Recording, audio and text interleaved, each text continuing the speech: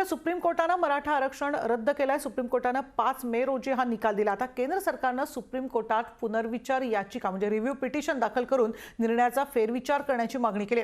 कोर्टाच्या 5 सदस्यांच्या घटनापीठाने दिलेल्या निर्णयाचा कोर्टाने फेरविचार करावा असं केंद्राने म्हटलंय। तर दुसरीकडे राज्य सरकार मात्र आपापल्या परीने आरक्षणासाठी प्रयत्न करतंय, पण ते कितपत यशस्वी होईल याबाबत मात्र साशंकता आहे। आणि काय नेमकी सगळ्यांची मतं आहेत, मराठा समाजाला नेमकं काय वाटतं ते आपण जाणून घेणार आहोत।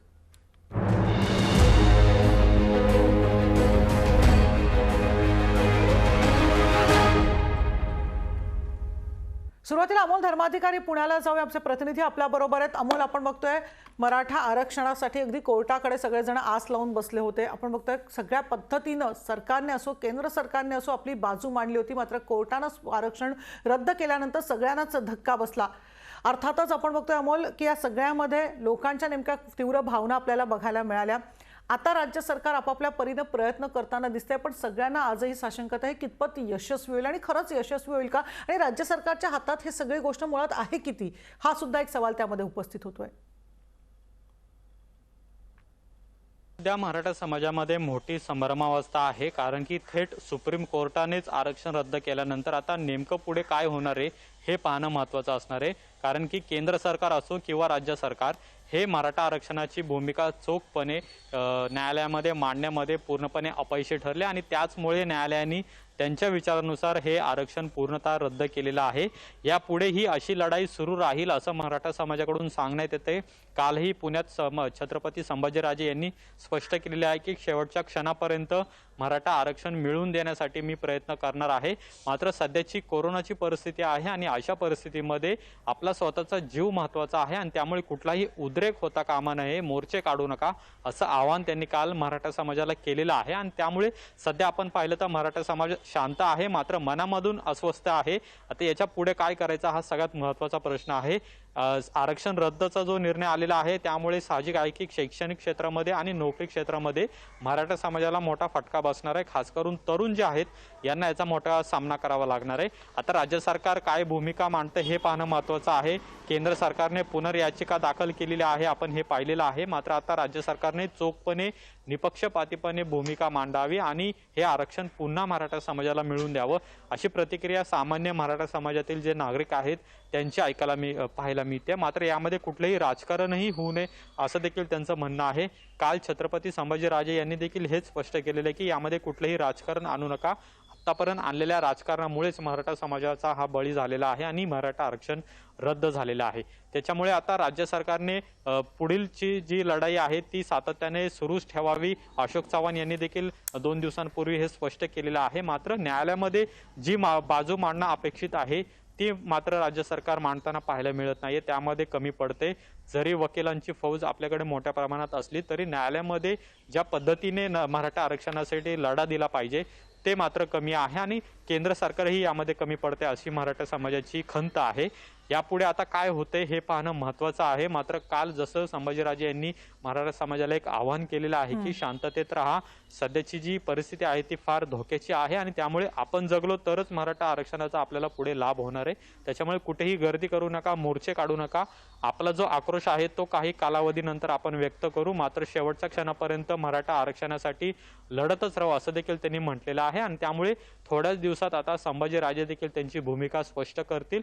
मात्र सध्या तरी सर्वांनी संयमाची भूमिका घ्यावी असं देखील एक प्रकारचं आवाहन त्यांनी केल्यानंतर मराठा समाज सगळ्या शांत बसलेला आहे। पुण्यातही काही मराठा समाजाचे जे संघटक आहेत, प्रतिनिधी आहेत, त्यांनी देखील सध्या संयमाची भूमिका घेतलेली आहे। मात्र मराठा समाजाने संयमाची भूमिका घेतली असली तरी राज्य सरकारने त्यांच्या परीने पूर्णतः प्रयत्न हे सुरूच ठेवावेत अशी देखील त्यांनी मागणी केलेली आहे। निश्चितच प्रयत्न सुरूच ठेवावेत, मात्र ते प्रयत्न कितपत यशस्वी होतील आणि त्यासाठी नेमकी काय पावलं उचलली जाणं गरजेचं आहे याबद्दल ठोस निर्णय होणं गरजेचं आहे। कारण वारंवार फक्त आपण बघतोय प्रयत्न केले जात आहेत, मात्र हे प्रयत्न अयशस्वी होताना दिसत आहेत। प्रशांत जगताप सुद्धा आपल्या बरोबर आहेत, थेट त्यांच्याकडे जा साताऱ्याला। प्रशांत, काय नेमकं सांगाल? अशा प्रकारे खरं तर आरक्षण रद्द केल्यानंतर तीव्र नाराजी पसरली होती। अर्थातच कोरोनाच्या पार्श्वभूमीवर सगळ्यांनी संयमाची भूमिका घेतली असली तरी अजून मात्र सगळ्यांची नाराजी अगदी स्पष्टपणे उफाळून आलेली बघायला मिळते। राज्य सरकारवर आता कितपत विश्वास राहिला हा सुद्धा एक सवाल उपस्थित होतोय आता।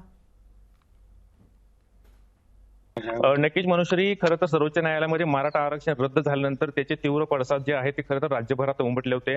सातारा देखील पक्षाच्या कार्यालयांच्या वरती दगडफेक करण्यात आली होती, तर काही ठिकाणी जाळपोळ करण्यात आली होती. त्यामुळे कोरोनाचा काळ ओसरल्यानंतर मराठा समाज मोठ्या प्रमाणामध्ये आंदोलन करण्याच्या भूमिकेमध्ये आहे, तसा इशारा देखील त्यांनी सरकारला दिलेला आहे.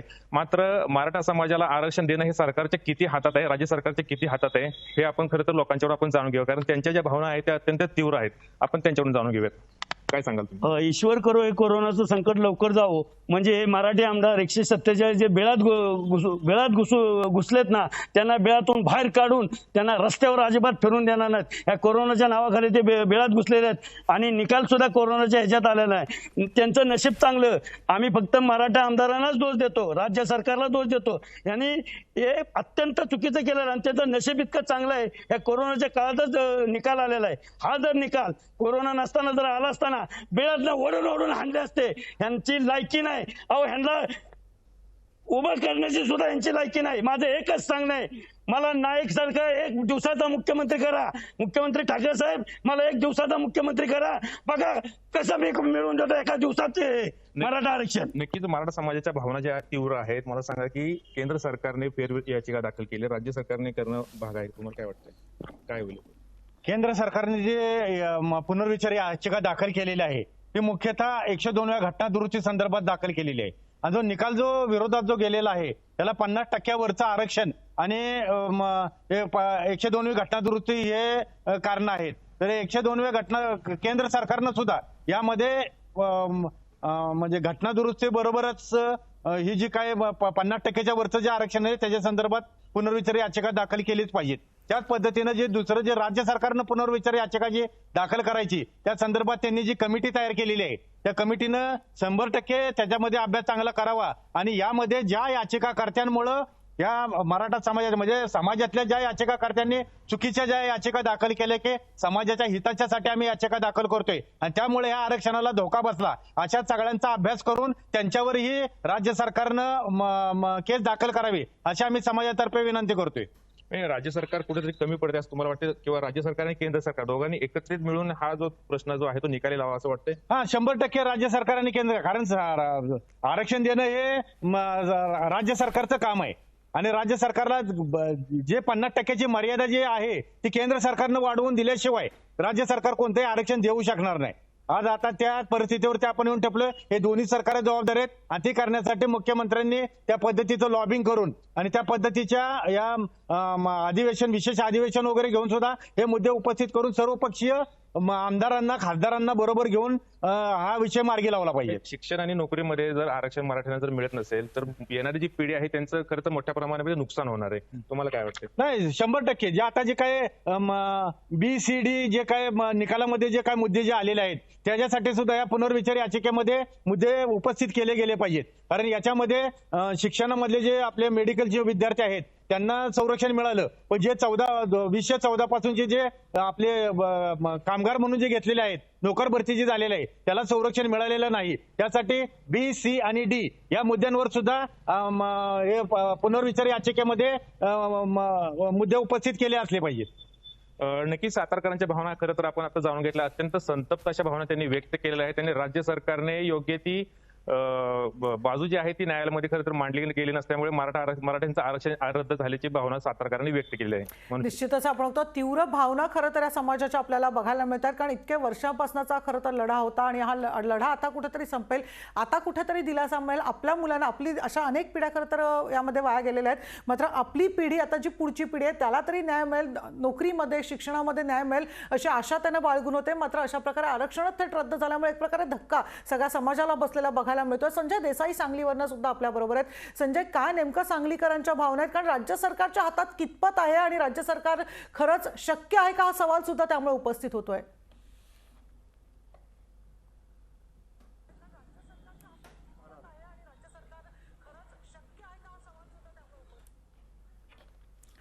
संजय, माझा आवाज आपल्यापर्यंत पोहोचतोय? संजय यांच्याकडे जाण्याचा आपण प्रयत्न करणार आहोत. काही तांत्रिक अडचण आलेली आहेत. सचिन बडे यांच्याकडे जाऊया. औरंगाबादला ते आहेत. सचिन, आपण बघतो औरंगाबादवर नाही सगळी ठिणगी पडली होती. खूप साऱ्या अपेक्षा खरं तर गेल्या 5 मे रोजी होत्या, मात्र कोर्टाने अशा प्रकारे निकाल दिल्यामुळे सगळ्यांनाच धक्का बसला. आता सरकारवर खरं तर अनेक प्रश्नचिन्ह उपस्थित होते, मात्र आता सरकारच्या हातात सुद्धा कितपत आहे आणि खरंच सरकार शक्य करून दाखवेल का, हे सुद्धा आता सवाल उपस्थित होत आहेत. दरम्यान जी काही सुनावणी होती त्यावेळेस मराठा समाजाला खूप मोठ्या अपेक्षा होत्या, आशा देखील होती की यावेळेस आपल्या पदरामध्ये कुठेतरी आशा पडेल किंवा कुठेतरी दिलासा मिळेल, परंतु दिलासा न मिळता कुठेतरी मराठा समाजाला धक्काच बसलेला आहे. यामुळे पुन्हा एकदा महाराष्ट्रभरामध्ये आंदोलनं, मोर्चे पेटलेले पाहायला मिळत आहेत. काही ठिकाणी जाळपोळ तर काही ठिकाणी तोडफोड देखील सुरू झालेली आहे. म्हणजे मराठा समाजाच्या संतप्त प्रतिक्रिया हे आता आपल्याला प्रत्यक्ष पाहायला मिळत आहेत. औरंगाबादमध्ये सुद्धा आंदोलनं सुरू झालेली आहेत. काळे झेंडे सरकारला दाखवण्यास सुरुवात केलेली आहे व त्यानंतर काही ठिकाणी जाळपोळ देखील झालेली आहे. म्हणजे एवढी परिस्थिती गंभीर आहे. परंतु अशा वेळेला मराठा समाजाचा तो आरोप अद्यापही कायम आहे. तो आरोप म्हणजे राज्य सरकार याकडे गांभीर्यानं पाहत नाहीये. राज्य सरकार निर्णय घेताना किंवा बाजू मांडताना अभ्यासानुसार किंवा विविध योग्य पद्धतीनं बाजू मांडत नसल्या कारणानं आज मराठा समाजाला हे वाईट पाहण्याची वेळ आल्याचा देखील आरोप वारंवार केला जात आहे. यामुळे राज्य सरकारनं केंद्र सरकारवर ज्या पद्धतीनं आता बाजू ढकललेली आहे, त्यामुळे राज्य सरकारनं केंद्र सरकारवर दबाव आणावा व हे जे काही आरक्षण आहे हे टिकवण्यासाठी प्रयत्न करावा असं वारंवार मागणी केली जात आहे. त्यामुळे मराठा समाज पुन्हा एकदा आक्रमक झाल्याचं पाहायला देखील मिळत आहे. विविध जागांवर पाहिलं तर घरांवर काळे झेंडे लावून त्यांनी केंद्र सरकार असेल, राज्य सरकार असेल यांचा देखील निषेध केलेला आहे. त्यानंतर औरंगाबादमधील विविध ठिकाणी ग्रामीण भागामध्ये सुद्धा आता आक्रमकता पाहायला मिळत आहे. त्या ठिकाणी सुद्धा नागरिकांनी टायर जाळून किंवा रस्ते अडवून देखील आंदोलनास सुरुवात केलेली आहे. म्हणजे आपण पाहू शकतो की समाज आक्रमक झालेला आहे. त्यामुळे समाजाची मागणी आहे केंद्र सरकार असेल, राज्य सरकार असेल यानं या विषयाला धरून गांभीर्यानं घ्यावं. राजकारणात हे आम्हाला आरक्षण नको, तर आमच्या विद्यार्थ्यांना शिक्षणासाठी व त्यानंतर आमचे विद्यार्थी जे आहेत त्यांचे उज्ज्वल भविष्यासाठी हे आम्हाला नोकर भरतीसाठी हे आरक्षण हवंय. परंतु आता कुठेतरी या आरक्षणातून पाहिलं गेलं तर आशा मिळण्याऐवजी कुठेतरी निराशाच लाभलेली आहे. त्यामुळे मराठा समाज पुन्हा एकदा आक्रमकतेनं राज्य सरकारला प्रश्न विचारतोय, तुम्ही आमच्यासाठी योग्य प्रयत्न का केलेला नाहीये, त्यामुळे तुम्ही पुन्हा एकदा प्रयत्न करावा. त्यासाठी पाहिलं गेलं तर फेरविचार याचिका देखील करण्यात आलेली आहे. तर त्या फेरविचार याचिकेमध्ये कशा प्रकारे समाज हा आशेनं राज्य सरकारकडे पाहतोय सुद्धा महत्वाचं निश्चित मोठ्या आशेने खरं तर समाज राज्य सरकारकडे पाहतो आहेत. मात्र राज्य सरकारचं बैठकाचं सत्र सध्या सुरू आहे आणि निश्चितच आपण बघतोय केंद्र सरकार सुद्धा आता प्रयत्न करत आहे, पण कोर्टाच्या समोर आपली भूमिका मांडणं आणि ठोस भूमिका मांडणं हे अत्यावश्यक झालेलं आहे. आपण बघतोय आज मराठा आरक्षणाबाबत तीव्र भावना खरं तर मराठा समाजाच्या बघायला मिळतात. अपेक्षांचं ओझं खूप होतं, मात्र आपण बघतोय अपेक्षा काही पूर्ण करू शकले नाही राज्य सरकार, कारण शेवटी मराठा समाजाचं जे आपण बघतोय आरक्षण होतं ते रद्द करण्याचा निर्णय घेण्यात आलेला होता. तीव्र भावना आहेत. आपण बघतोय संजय देसाई यांच्याकडे पुन्हा एकदा जाऊया सांगलीला. संजय, काय नेमकं सांगलीकरांचं या सगळ्याबद्दल म्हणणं आहेत? सरकारकडनं आता कोणतीही अपेक्षा राहिली नाही, सरकार फक्त बैठकांचं सत्र सध्या सुरू आहे, पण कितपत हातात आहे सरकारच्या हा सुद्धा आता प्रश्न उपस्थित होतोय. सर्वोच्च न्यायालयामध्ये मराठा आरक्षण रद्द केल्यानंतर आरोप प्रत्यारोप झाले. जास्त करून राज्य सरकारवर आरोप झाले. विरोधकांनी जोरदार आरोप करत होते, पण यातून काहीतरी मार्ग निघेल असं वाटत होतं. पण सुप्रीम कोर्टामध्ये केंद्र सरकारने फेरविचार याचिका दाखल केल्यानंतर राज्य सरकार मात्र अजून काय करणार आहे काय नाही, अजून राज्य सरकार कितपत त्यांना यश येणार आहे, कशा पद्धतीने त्यांनी याच्यात मार्ग काढणार आहे हे जाणून घेण्यासाठी आपल्याकडे मराठा क्रांती मोर्चाचे समन्वयक विलास देसाई सर आहेत, त्यांच्याकडून आपण ते जाणून घेऊ. सर्वोच्च न्यायालयाने आमच्या मराठा आरक्षणाला स्थगिती दिल्यानंतर आता एक झालं मराठा समाजाचं जरी नुकसान झालं असेल, परंतु सर्वोच्च न्यायालयानं ज्या वेळेला 50%पेक्षा जास्त आरक्षण देता येत नाही असा जो निकाल दिला, त्यामुळे इतर 17 राज्यामध्ये वाढीव आरक्षण जे आहे ते धोक्यात आलेलं आहे आणि त्या आरक्षणाचा लाभ घेणारा जो समाज आहे तो समाज त्या ठिकाणी त्या राज्यामध्ये उठून बसलेला आहे. आणि यामुळे आता कोणत्याही परिस्थितीत त्या समाजाला जर नाराज करायचं असेल तर केंद्राला यामध्ये हस्तक्षेप करावा लागेल आणि ऑलरेडी 52% आरक्षण आहे ते 50%वर आणावं लागेल.